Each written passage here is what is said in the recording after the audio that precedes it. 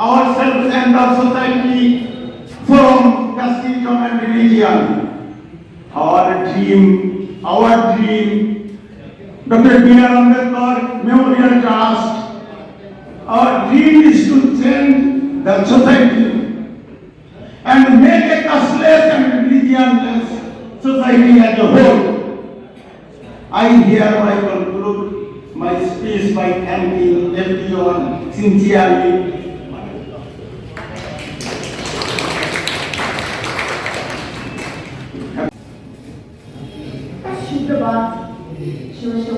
Namaskar. I'm very happy to be here in 121st birthday celebration of Mahaprabhu Rabindranath Mandal. And I'm very proud to be in the land of West Bengal, where the people with revolutionary thoughts and racialist thoughts gathered here. And I thank Dr. Ambedkar Memorial Trust of Hridaypur for making this possible. And the key person, Mr. Arul Chandra Havaldar, is the one who is the mastermind behind this program, and I humbly give my thanks to him. And he is a person who is remembering me about Thandai Periyar in Tamil Nadu and Dr. Baba Saheb Ambedkar. Thandai Periyar lived up to 96 years old with all his body ailments. He was carrying his urinal pot with his hand, and he addressed more than 10,000 meetings, and he walked around the world. If you calculate how long he has walked around the world, you can come around the earth 7 times. That much distance he has walked in his life. And Dr. B.R. Ambedkar was writing the constitutional law for 2 years with his pains. He is the person who has read all the books around the world, the highest books he read. He was the person, and he was suffering with pains, and he will be always murmuring with the pains, and he was giving voice to the people for social reform till his last breath. Like that, now he is suffering from health and all issues. He is here arranging all this program. Indian Association, the Traditional Hall Indian Association. This is the idea of Mr. Arul Chandra Havaldar, and I thank a grateful thanks to him. And the person who was doing his Master of Ceremony, Mr. Chandrasekhar Ron, I thank him very much, and my humble wishes to him. And the Ashok Kumar Sardar, and Shabipur Viswas, Sudhakar Sardar, and Mr. Prateek Kumar Rao, and Mr. Vijush Kumar Rayan. I thank all of them, and my special thanks to my Baba Vijay Krishna and my Ma Jagda Rani.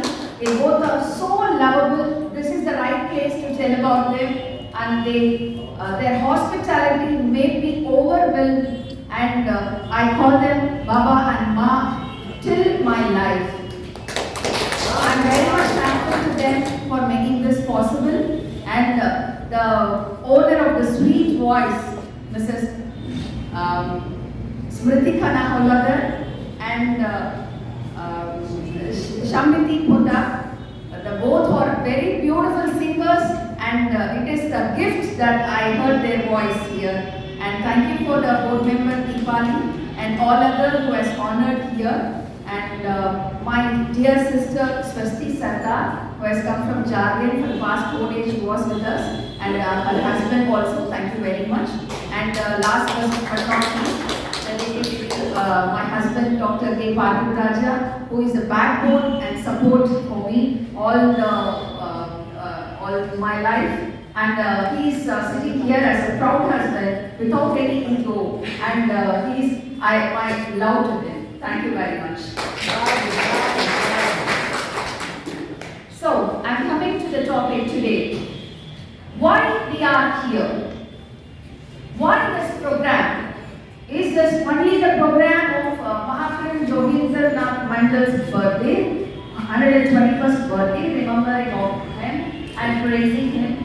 And is it the program of Dr. B.R. Ambedkar, praising him? And is it the program of Dr. Ambedkar Memorial Trust as an annual program?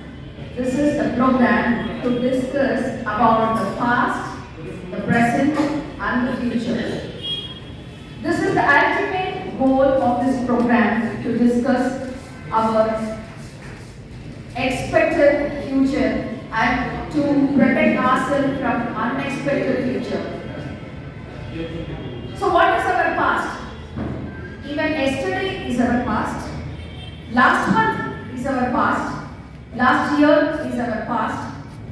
Before independence and before the British period and before Mughal period, or the socialistic society prevailed here, or the primitive society, or the human evolution.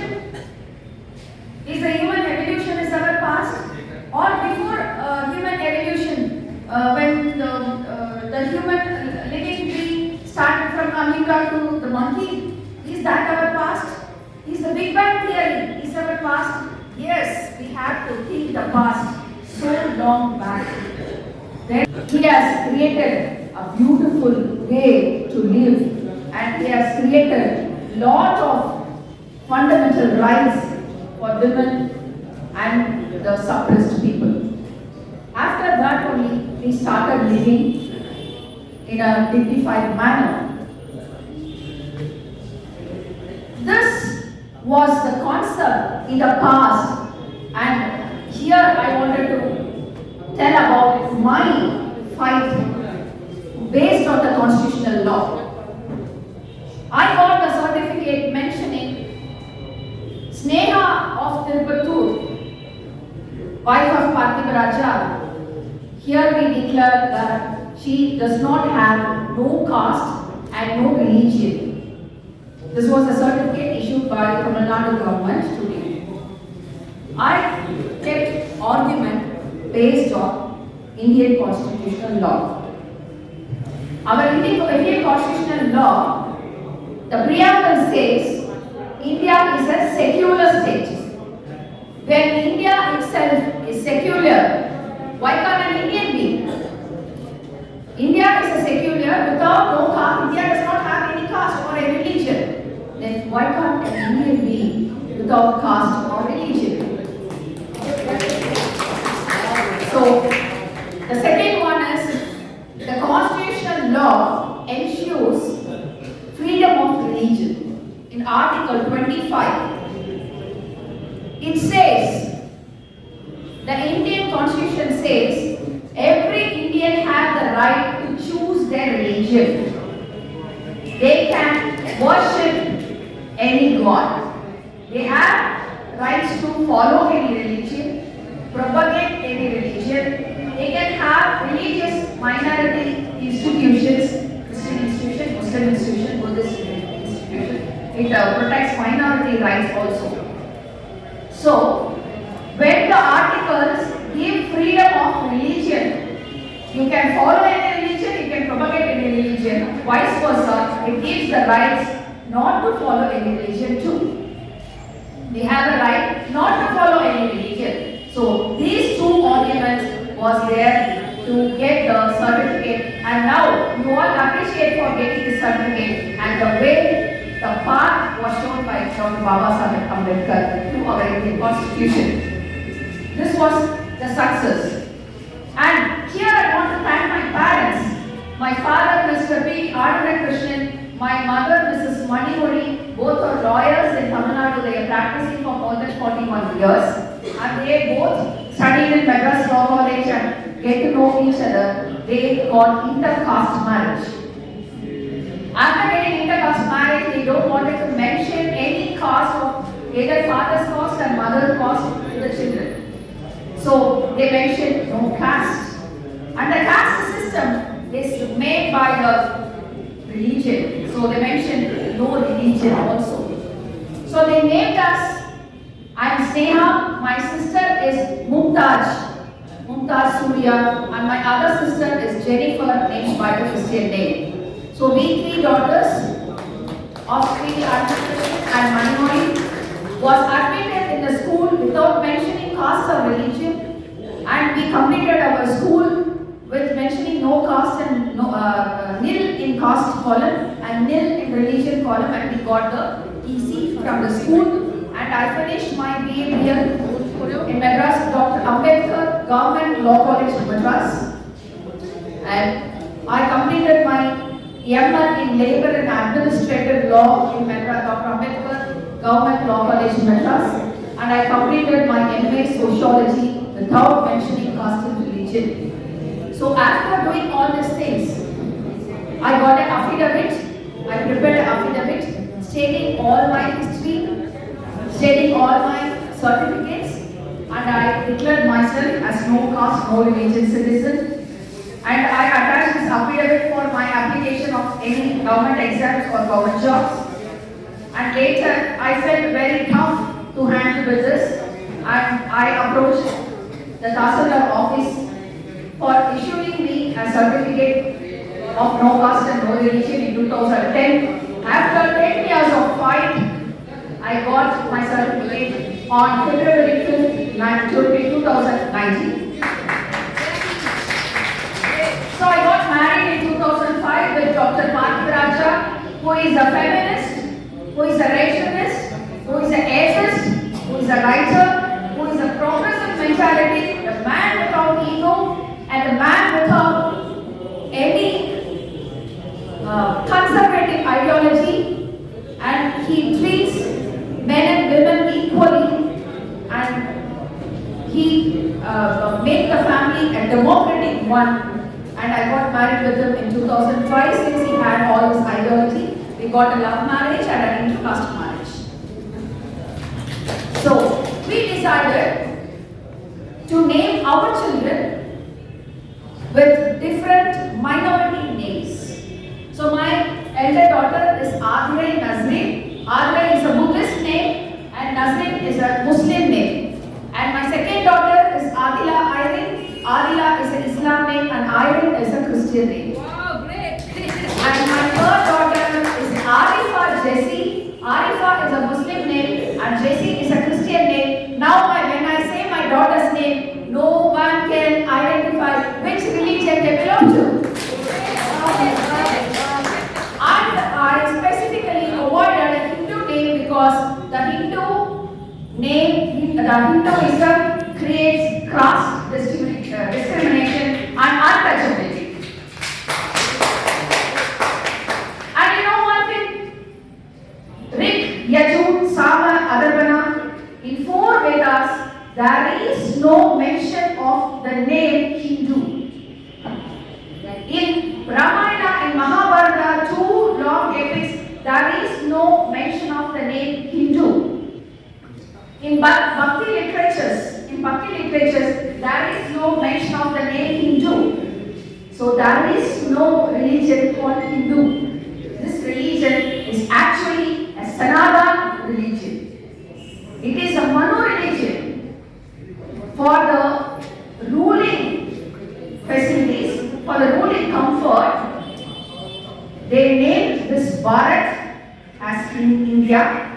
They kept the religion as Hindus and they created a language, Hindi. And they suppressed the regional languages. The regional languages has been suppressed. And so there is no Hindu prevailing. But what is the present situation? Our country is going to be Hindu Rashtra, as the wish of 100 years dream of RSS. 100 years dream of RSS is to create Hindu Rashtra. If it is going to be Hindu Rashtra, we are going to go back 2000 years 2000 years behind. And what will happen? Again, everyone will do what your father's job you have to do. The Kula system will come again. If your father is a cobbler, you go on stitch. If your father is a pot maker, go and do that. If your father is a farmer, go back to that. This is proven by the NEP, National Education Policy. They say the same in National Education Policy.